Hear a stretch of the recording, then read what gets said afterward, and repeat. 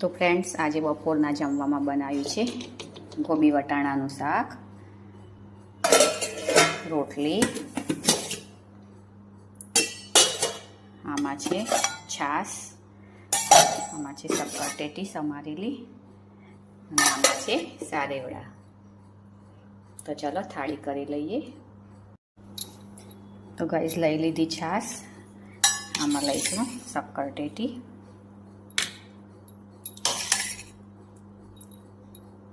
લઈ લઈશું ગોબી વટાણાનું, સાથે રોટલી,